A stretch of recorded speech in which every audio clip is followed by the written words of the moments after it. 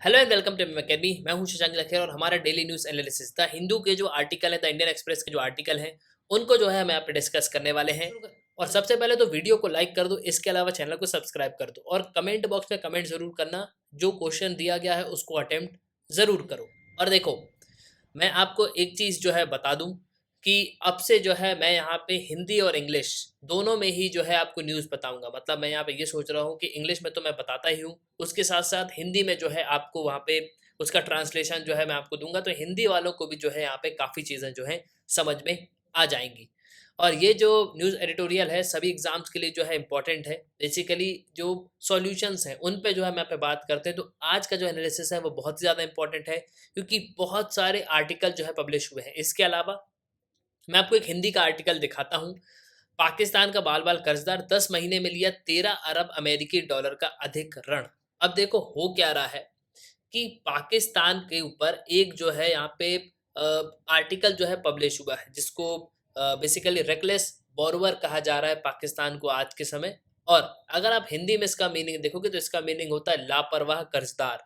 मतलब किस तरीके से पाकिस्तान ने सिर्फ पैसे यहाँ पे लेते ही गई, उनने चुकाने का जो है यहाँ पे कुछ सोचा ही नहीं कि हमारे पास सोर्स ऑफ इनकम है कि नहीं, हम इतना पैसा जो है कहाँ से देंगे। लेकिन सिर्फ पाकिस्तान जो है यहाँ पे पैसा लेता गया, उसी के बारे में जो है आर्टिकल पब्लिश हुआ है ना। वीडियो को शुरू करने से पहले मैं आपसे जो है यहाँ पे क्वेश्चन पूछूंगा। इसले ऑफ मैन एक self governing British crown dependency है। एक आइलैंड आपको नेशन देखने को मिलेगा जो कि किस सी में है, तो ये आपको बताना है। ऑप्शन है अरेबियन सी, आयरिश सी, इंडियन ओशन और नॉर्थ अटलांटिक ओशन।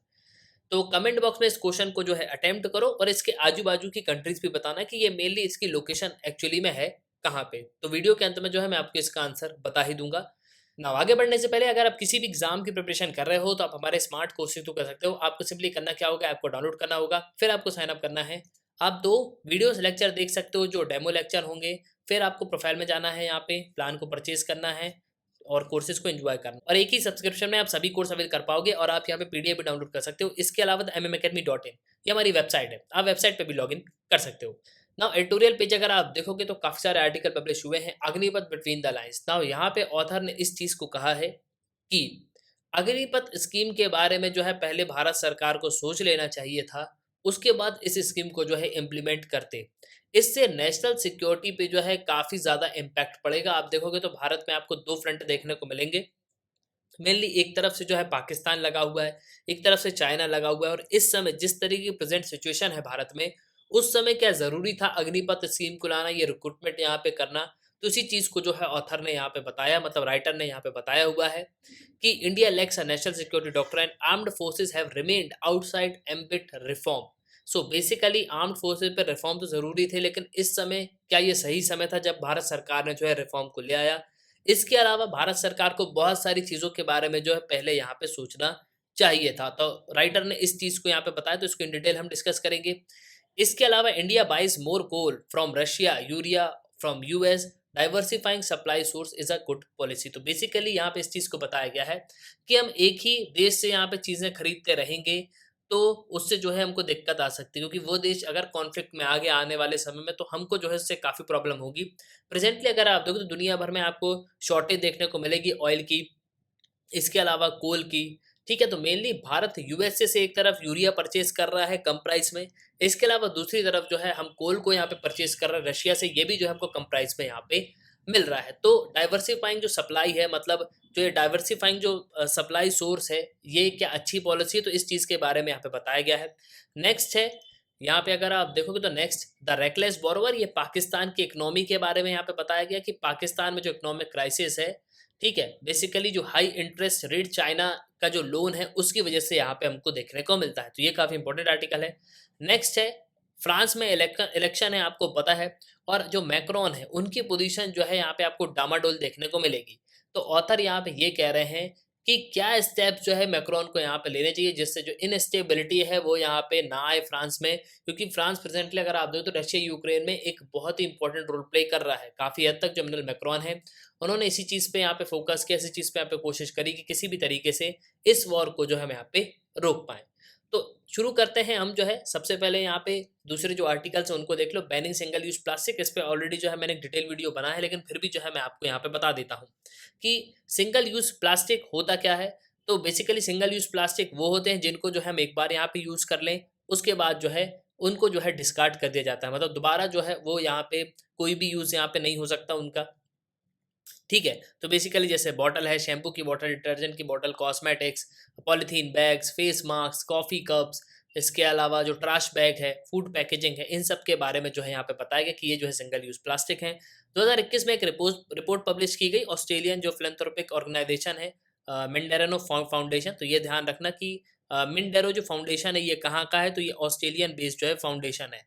कि सिंगल यूज़ प्लास्टिक जो है ये थर्ड प्लास्टिक है। बेसिकली जो सभी प्लास्टिक में अगर आप देखो तो थर्ड प्लास्टिक जनरली जो है ग्लोबली हमको ये देखने को मिलता है, और 99% जो मैन्युफैक्चर्ड है वो फॉसिल फ्यूल से हमको देखने को मिलते हैं। अब सिंगल यूज प्लास्टिक जो है ये प्लास्टिक जो है यहाँ पे डिस्कार्ड नहीं हो सकता, ठीक है, इतनी जल्दी यहाँ पे डिस्कार्ड नहीं हो सकते। तो 130 मिलियन जो मैट्रिक टन ग्लोबली आपको 2019 में जो है यहाँ पे देखने को मिलेगा।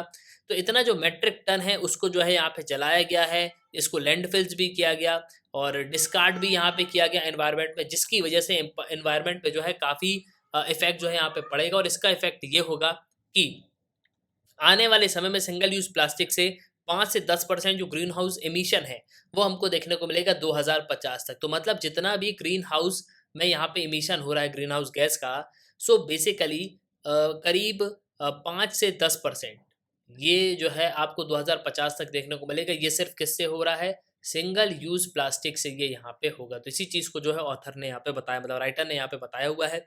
और एक रिपोर्ट जो है यहाँ पे भारत के बारे में पब्लिश की गई कि भारत जो है टॉप 100 कंट्रीज में आता है सिंगल यूज प्लास्टिक वेस्ट में। भारत की रैंक आपको 94 देखने को मिलेगी, ठीक है। इसके अलावा सिंगापुर, ऑस्ट्रेलिया, ओमान ये भी जो है आपको टॉप पे देखने को मिलेंगे। तो इसके अलावा अगर आप देखो तो 11.8 मिली मेट्रिक टन जो है एनुअली जो इम्पोर्ट होता है। इंडिया का जो नेट जनरेशन है सिंगल यूज प्लास्टिक वेस्ट का वो 5.6 मिलियन मैट्रिक टन है, ठीक है। सो बेसिकली अगर आप देखो तो काफ़ी बड़ी मात्रा में हम जो है सिंगल यूज़ प्लास्टिक को जो है यहाँ पे यूज़ करते हैं और उसको जो है एनवायरनमेंट पे यहाँ पे फेंक देते हैं।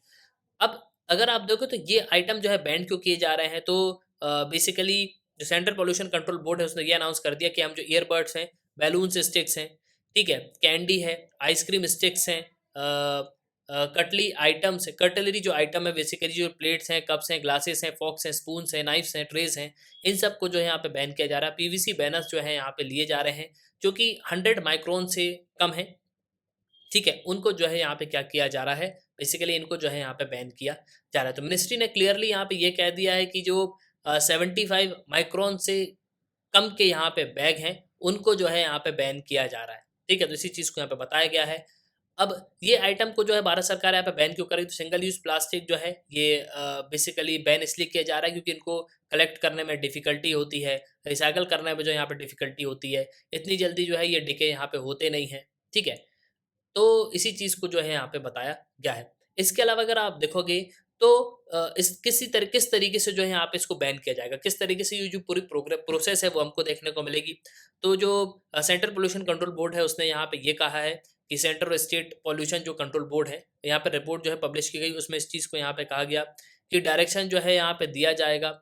इसके अलावा जो एयर वाटर एक्ट है उसके अंडर में जो है यहाँ पे गाइडलाइन जो है इशू की जाएगी, इस तरीके से जो है यहाँ पे बताया जाएगा। इसके अलावा 200 जो मैन्युफैक्चर्ड हैं, जो मैन्युफैक्चरर है उनके बारे में भी यहाँ पे बताया गया कि किस तरीके से जो है यहाँ पे किया जाएगा, और अगर वो नहीं करेंगे तो पेनाल्टी भी जो है यहाँ पे लगाई जाएगी। इसके अलावा जो भी वायलेटर्स होंगे, जो भी यहाँ पे वायलेशन करेंगे उन पे जो है पेनाल्टी लगाई जाएगी। इसके अलावा उनको एनवायरमेंटल डैमेज भी जो है यहाँ पे देना होगा। तो इस तरीके की बात जो है यहाँ पे कही गई है। इसके अलावा अगर आप दूसरे देशों में देखोगे तो 124 कंट्रीज़ जो हैं यूनाइटेड नेशंस एनवायरमेंटल असेंबली में, जैसे इंडिया भी है, उन्होंने जो रेजोल्यूशन यहाँ पे पास किया था, जो एग्रीमेंट हुआ था उसमें यहाँ पे ये बताया गया था कि हम जो है बेसिकली जो डिस्पोजेबल आइटम है उनको यहाँ पे यूज़ करेंगे और कंटिन्यूसली जो प्लास्टिक जो पॉल्यूशन है उसको जो है हम यहाँ पे कम करने की जो है कोशिश करेंगे। वहीं अगर आप देखो तो बांग्लादेश जो है पहला ऐसा देश बना था जिसने बैन कर दिया था प्लास्टिक बैग को 2002 में। न्यूजीलैंड जो है लेटेस्ट कंट्री बना है जिसने प्लास्टिक बैग को जो है यहाँ पे बैन करके रखा हुआ है, 2019 में इन्होंने किया था। चाइना ने जो है यहाँ पे प्लास्टिक पे जो है बैन लगा दिया है 2020 पे ही, ठीक है। इसके अलावा 2019 में अगर आप देखो तो 68 कंट्रीज ऐसी है जिन्होंने प्लास्टिक बैग को जो है बैन लगाया था। तो अलग अलग डिग्री का जो है यहाँ पे एनफोर्समेंट जो है लगाया गया था।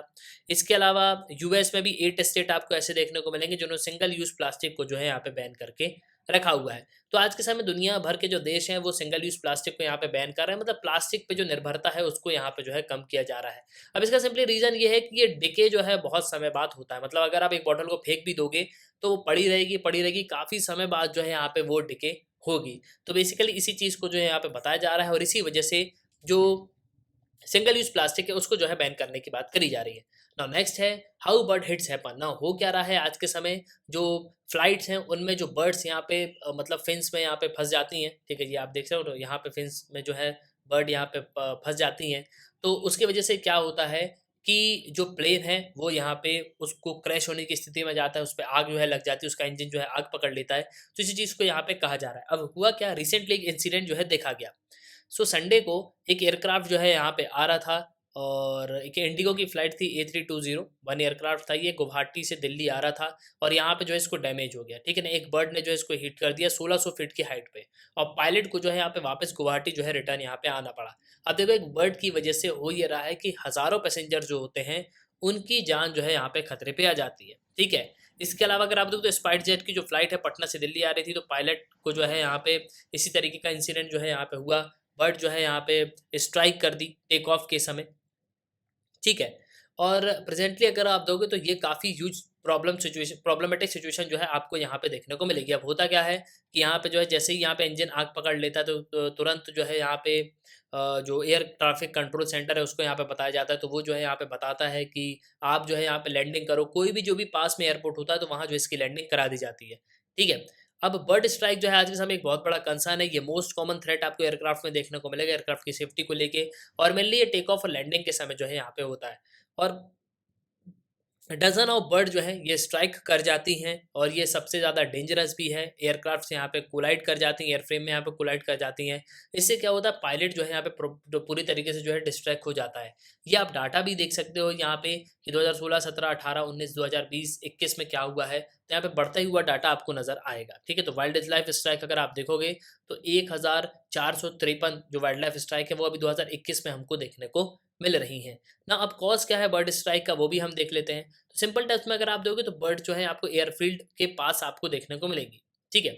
अगर एयरफील्ड के पास जितनी ज़्यादा बर्ड्स होंगी तो उतनी ज़्यादा जो बेसिकली जो चांसेस हैं बर्ड स्ट्राइक के वो उतने ज़्यादा हमको देखने को मिलेंगे। और मेनली मानसून में क्या होता है कि जो बेसिकली ओपन ग्राउंड हमको देखने को मिलते हैं तो बर्ड्स जो है यहाँ पे निकलती हैं, ठीक है।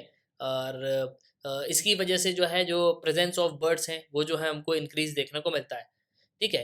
तो इसके अलावा अगर आप देखो तो कुछ केसेस में बर्ड्स जो है ये आपको हायर एल्टीट्यूड्स में भी देखने को मिलेंगी, जिसकी वजह से जो है प्लेन से वो यहाँ पे जो है क्रश हो जाती हैं और ये जो है काफ़ी डेंजरस सिचुएशन यहाँ पे होती है। और देखो लो एल्टीट्यूड में हिट करती है ना, तो ये जो है काफ़ी प्रॉब्लम सिचुएशन होती है, क्योंकि हाई एल्टीट्यूड में आपको जो बर्ड्स हैं वो आपको कम देखने को मिलेंगे, लेकिन लो एल्टीट्यूड में जो है सबसे ज़्यादा देखने को मिलेगी। सो बेसिकली इसी चीज़ को जो है यहाँ पे बताई गई है। 2019 में भी जो है यहाँ पे 11 वाइल्ड लाइफ जो है स्ट्राइक इवेंट हमको देखने को मिला था करीब 10,000 फ्लाइट में, इसी चीज़ को भी यहाँ पे बताया गया है।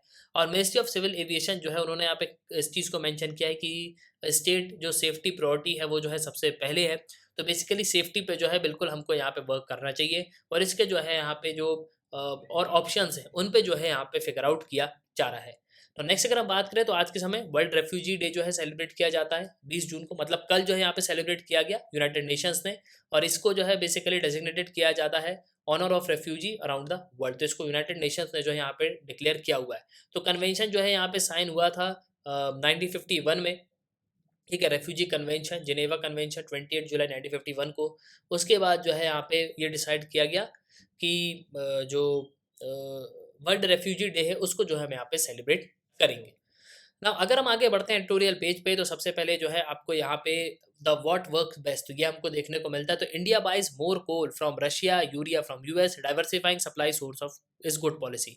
तो बेसिकली यहाँ पे भारत की पॉलिसी के बारे में बताया गया है। तो जिस तरीके की भारत की पॉलिसी है उसके हिसाब से अगर आप देखोगे तो ये काफ़ी अच्छी है। हमारे यूएस से भी रिलेशन अच्छे हैं, हमारे रशिया से भी रिलेशन अच्छे हैं। तो इंडिया क्या कर रहा है, रशिया से जो है कोल यहाँ पे इंपोर्ट कर रहा है जून में, ठीक है। और ये ऐसा बताया जा रहा है कि सबसे हाईएस्ट है पिछले 7 सालों में। अगर आप देखोगे तो 7.5 सालों में भारत सबसे ज़्यादा जो कोल है वो रशिया से इंपोर्ट कर रहा है। और इससे होगा क्या कि भारत जो है सऊदी अरेबिया को यहाँ पे रिप्लेस कर रहा है, और इंडिया का जो सेकंड लार्जेस्ट ऑयल सप्लायर है इराक के बाद, वो आपको मई में जो है यहाँ पे रशिया जो है देखने को मिलेगा। इसके अलावा अगर आप देखोगे तो जो यूरिया है वो जो है हम यहाँ पे परचेज कर रहे हैं किससे? वो हम परचेज कर रहे हैं यूएस से। तो भाई सिंपल सी बात है, अगर भारत को कम पैसों में कोई चीज़ मिल रही है, ठीक है, जैसे रशिया जो है हमको 25 से 30% डिस्काउंट दे रहा है ऑयल पे, इसके अलावा कोल पे, तो ऑब्वियस सी बात है कि हम जो है उसको बिल्कुल यहाँ पे परचेज करेंगे, ठीक है, क्योंकि भाई जो है हमको सस्ता भी मिल रहा है और हमारे 25 से 30% यहाँ पे पैसे बचेंगे।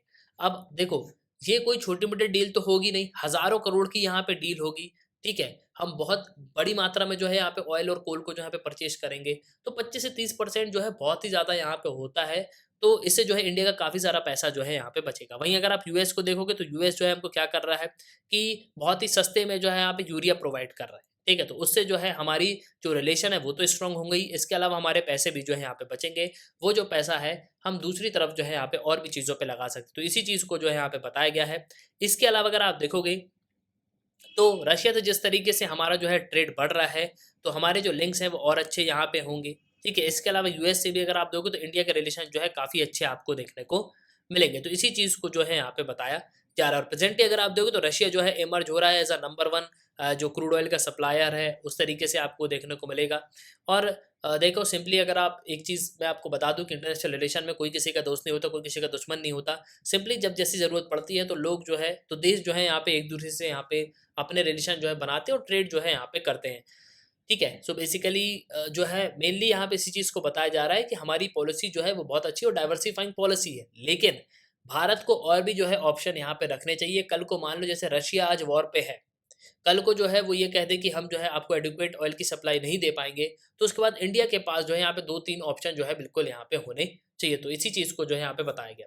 नेक्स्ट अगर हम बात करें तो अग्निपथ बिटवीन द लाइन्स, तो जैसे आपको पता है कि अग्निपथ स्कीम को जो है लॉन्च कर दिया गया है, लेकिन प्रेजेंटली अगर आप दोगे तो 14 मिलियन स्ट्रॉन्ग आर्मी जो है हमको यहाँ पे देखने को मिलती है। अब हो क्या रहा है कि जब एकदम से देखो टेंशन यहाँ पे आता है, थोड़ा सा पास में जो है आपको यहाँ पे समझना होगा कि एकदम से जब लद्दाख सेक्टर में क्या हुआ था कि जो कन्फेंट्रेशन है वो यहाँ पे बढ़ गया था इंडिया और चाइना के बीच का, तो दोनों ने अपनी फोर्सेज डिप्लॉय करी और भारत ने करीब 50 से 60 हज़ार जो फोर्सेज हैं, जो ट्रुप्स हैं, उनको जो है यहाँ पे डिप्लॉय कर दिया था। इसके अलावा चाइना ने भी ह्यूज डिप्लॉयमेंट किया था। अब मान लो अगर उस समय कॉन्फ्लिक्ट जो है यहाँ पे और बढ़ जाता, तो प्रेजेंटली तो उस समय अगर आप देखोगे तो एक बहुत ही बड़ा कॉन्फ्लिक्ट हमको देखने को मिला। वो कॉन्फ्लिक्ट हालांकि सॉल्व हो गया, कई सारी यहाँ पे बायलैटरल मीटिंग्स हुई, उसके बाद जो यहाँ पे कॉन्फ्लिक्ट सॉल्व हो गया, लेकिन फिर भी अगर आप देखोगे तो भारत का जिस तरीके का टेरेन है, मतलब दोनों तरफ अगर आप देखोगे तो एक तरफ हमको जो है यहाँ पे पाकिस्तान देखने को मिलेगा, ठीक है, यहाँ पे आपको चाइना देखने को मिलेगा। अब होता क्या है कि दोनों तरफ जो है खतरनाक एनिमी है। पाकिस्तान जो है यहाँ पे कभी वॉर तो लड़ेगा नहीं, पाकिस्तान की स्थिति जो है वैसे ही अभी खराब है। प्रेजेंटली अगर आप देखोगे तो ये तो अपनी इकोनॉमिक सिचुएशन से यहाँ पे जूझ रहे हैं, लेकिन आने वाले समय में यहाँ पे कुछ कहा नहीं जा सकता। और दूसरी तरफ आपको चाइना देखने को मिलेगा। चाइना कंटिन्यूसली जो है इंडिया को यहाँ पे टारगेट करता है। अरुणाचल प्रदेश में अगर आप देखोगे तो ये जो है यहाँ पे विलेज को डेवलप कर रहा है। लद्दाख सेक्टर में अगर आप देखोगे तो वो ब्रिज को जो है यहाँ पे डेवलप कर रहा है, कई सारी चीज़ों को यहाँ पे डेवलप कर रहा है। इन सब को देखते हुए और प्रेजेंटली इंडिया की इकोनॉमी ऑलरेडी जो है आपको काफ़ी नीचे जाती हुई नज़र आएगी। देखो इन्फ्लेशन बहुत ज़्यादा है, तो राइटर इसी चीज़ को कह रहे हैं कि इस तरह की सिचुएशन अभी है इंडिया में, इस समय अग्निपथ स्कीम को जो है यहाँ पे नहीं लाना चाहिए था, ले भी आए हैं तो कुछ चीज़ों को जो है बिल्कुल यहाँ पे सोचना चाहिए था। वो चीज़ कौन कौन सी हैं? पहली तो ये थी कि भारत सरकार को सिक्योरिटी सिचुएशन को जो है यहाँ पे समझना चाहिए था, ठीक है। ऑलरेडी डोमेस्टिक टर्बुलेंस जो है हमको भारत में देखने को मिल रहा है, मतलब भारत में जो इन्फ्लेशन है वो यहाँ पे बढ़ रहा है, तो पहले जो है सरकार को उस पर यहाँ पे फोकस करना चाहिए था। चीज़ों की जो कॉस्ट है वो यहाँ पे बढ़ती जा रही है, तो ठीक है, उन सबको जो है यहाँ पे देखना चाहिए था। फिर बाद में जो है इस चीज़ को यहाँ पे भारत सरकार जो है शिफ्ट होती। दूसरी चीज़ यहाँ पे ये बताई गई कि ये स्कीम है तो ठीक, लेकिन यहाँ पे आर्मी के लिए जो है 4 साल ठीक है, लेकिन अगर आप इसको एयरफोर्स और नेवी के कंटेक्स्ट में देखोगे तो ये जो है काफ़ी कम समय है। इनके कंटेक्स्ट में ये करीब 5 से 6 साल यहाँ पे होना चाहिए।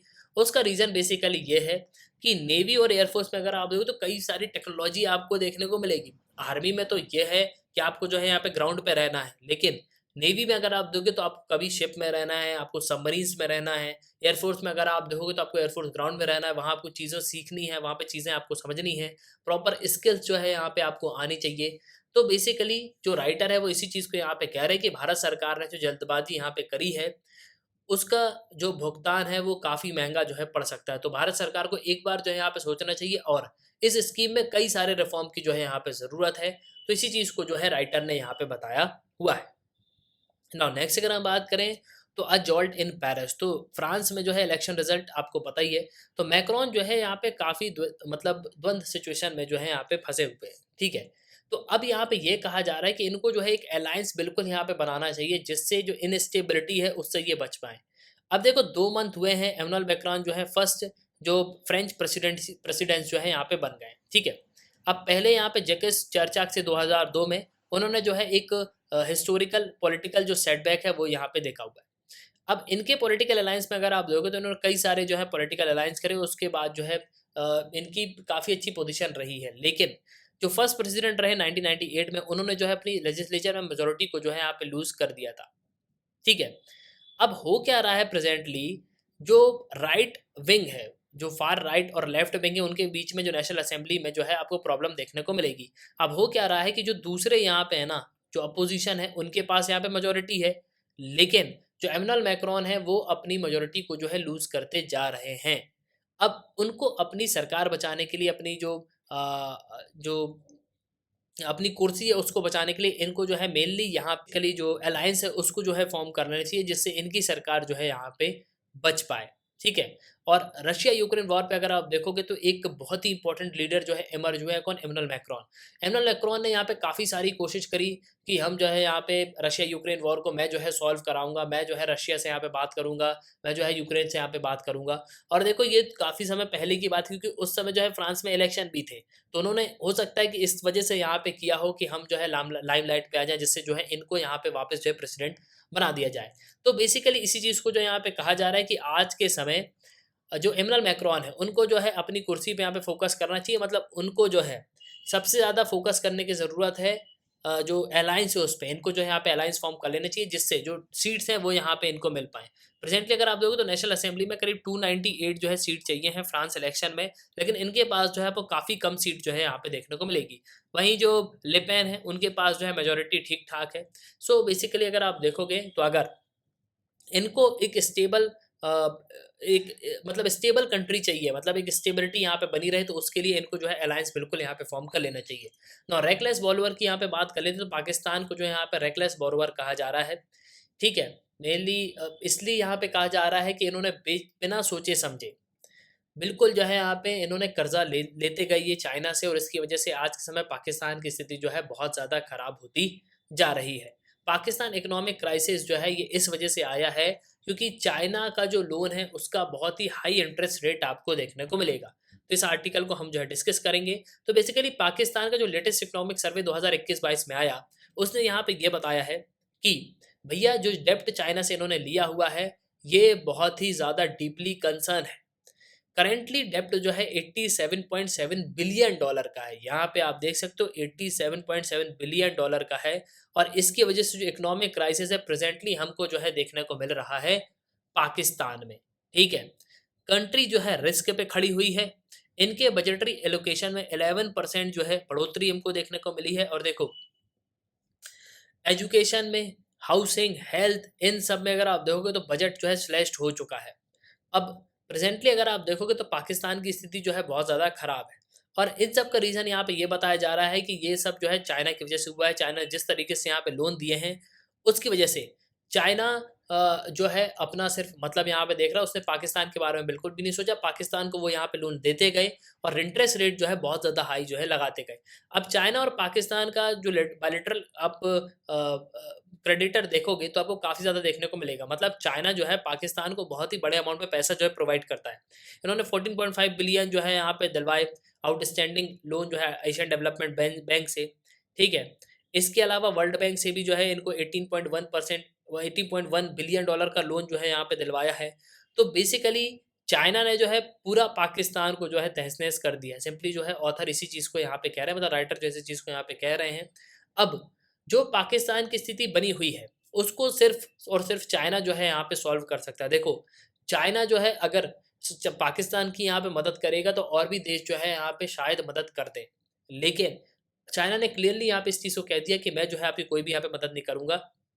और देखो वहीं अगर आप लोन मतलब इंटरेस्ट लोन देखोगे, मतलब लोन का इंटरेस्ट देखोगे, तो कई देशों को चाइना ने 1% लोन दिया, लेकिन वहीं अगर चाइना ने जो पाकिस्तान को लोन दिया उसके वो अगर आप देखोगे तो करीब 3.35% आपको देखने को मिलेगा। ठीक है, यहाँ पे आप देख सकते हो the difference is also extend to bilateral lending compare to other bilateral lenders. China loan tenure are shorter and interest are higher. Bilateral loan from Germany, Japan, France charge interest under percent, while the bilateral loan from China is 3.35%. So basically यहाँ पे इस चीज़ को बताया जा रहा है कि भैया जो बाकी देश हैं, जो बाकी बड़े देश हैं जैसे फ्रांस है, जर्मनी है, जापान है, ये 1% पे यहाँ पे लोन देते हैं, लेकिन चाइना जो है 3 से 3.5% पे यहाँ पे लोन देता है। इसकी वजह से पूरे पाकिस्तान में आपको जो है काफ़ी ज़्यादा महंगाई जो है देखने को मिलेगी। अब देखो लास्ट सिचुएशन यहाँ पे यही है कि जो प्रॉब्लम जो है पाकिस्तान में देखने को मिल रही है उसमें चाइना जो है इन्वॉल्व हो और इसको जो है इस प्रॉब्लम को यहाँ पे शॉर्ट आउट करे। ठीक है, या तो रीपेमेंट का जो पीरियड है उसको यहाँ पे एक्सटेंड किया जाए, कुछ डेप्ट जो है यहाँ पे फॉरगिव कर जाए, मतलब भूल जाए। ठीक है, तो बेसिकली अगर आप देखो तो इसी तरीके की सिचुएशन जो है आपको यहाँ पे देखने को मिलेगी। और चाइना ने जो है ऑलरेडी यहाँ पे ये कह दिया कि हम जो है कोई भी यहाँ पे मदद आपकी नहीं कर सकते। तो बेसिकली अब जो है यहाँ पे यही कहा जा रहा है कि पाकिस्तान को किसी न किसी तरीके से यहाँ पे लोन की रीपेमेंट तो करनी होगी, लेकिन चाइना को भी जो है यहाँ पे थोड़ा रियायत जो है देनी चाहिए पाकिस्तान को। तो बेसिकली अगर आप देखोगे तो पाकिस्तान की सिचुएशन जो है बहुत ज़्यादा खराब है। श्रीलंका में भी आपको जो है क्राइसिस देखने को मिलेगा और श्रीलंका की भी जो है चाइना यहाँ पे कोई मदद नहीं कर रहा है। तो बेसिकली अगर आप देखोगे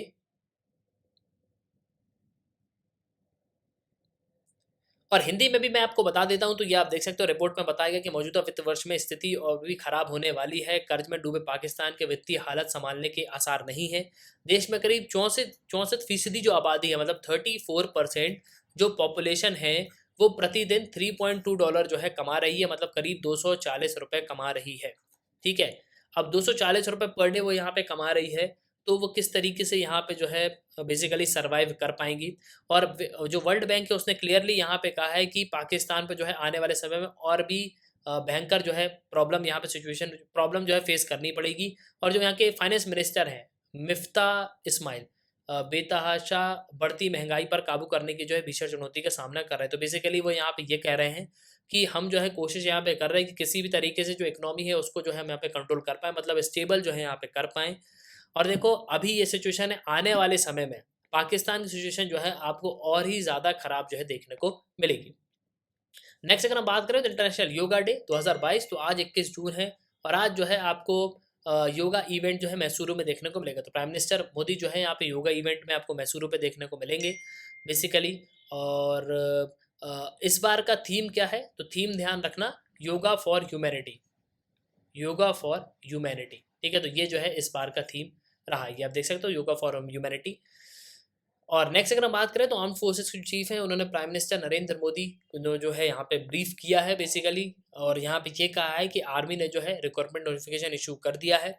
और अग्निपथ जो है एक पायलट स्कीम है, 4-5 साल जो है यहाँ पे बेसिकली आप जो है यहाँ पे सर्व करोगे 4 साल के लिए। लेकिन कई बार जो है यहाँ पे इस चीज़ को कहा गया कि इसको जो है वापस लिया जाए, लेकिन जो लेफ्टिनेंट जनरल पुरी हैं बेसिकली उन्होंने जो है यहाँ पे इस चीज़ को कहा है कि नहीं, हम जो है इस स्कीम को बिल्कुल यहाँ पे वापस नहीं लेंगे। और ये जो है काफ़ी ठीक ठाक स्कीम है, लेकिन जो आर्टिकल्स पब्लिश हुए हैं वो यहाँ पे ये कह रहे हैं कि भारत सरकार को जो है एक बार और सोच लेना चाहिए और इस पे जो है काफ़ी सारे रिफॉर्म्स की जो है यहाँ पे ज़रूरत होगी। जिस तरीके के थ्रेट हमारे पड़ोस में है, मतलब एक तरफ पाकिस्तान है एक तरफ चाइना है, तो उन सब से निपटने के लिए हमको जो है काफ़ी सारी चीज़ें जो है पहले यहाँ पे सोचनी होंगी। तो नेक्स्ट आते हैं हम अपने क्वेश्चन पे। मैंने आपसे पूछा था इसले ऑफ मैन एक self governing British crown dependency है, ये आइलैंड नेशन है, आपको कहाँ देखने को मिलेगा, किस सी में है ये, तो ये आयरिश सी में आपको देखने को मिलेगा। यहाँ पे आपको मिलेगा यूके और यहाँ पे आपको मिलेगा आयरलैंड। आयरलैंड की कैपिटल है डबलिन और यूनाइटेड किंगडम की कैपिटल है लंदन, ये तो आपको पता ही है। ठीक है, सो बेसिकली इसके बीच में जो है आपको आयरिश सी देखने को मिलेगा और आयरिश सी में ही इसले ऑफ मैन जो आइलैंड है वो आपको देखने को मिलेगा। तो ये था 21 जून 2022 का न्यूज़ एडिटोरियल। जो आर्टिकल पब्लिश हुए थे वो जो है मैंने यहाँ पे आपको एक्सप्लेन कर दिया। एट लास्ट आई होप कि आपको जो इस वीडियो में काफ़ी कुछ जानने को मिला होगा। आप अपने अपने लिखेगा जरूर। इसी के साथ ये तंज वीडियो का सुनने के लिए बहुत बहुत धन्यवाद। जय हिंद, जय भारत।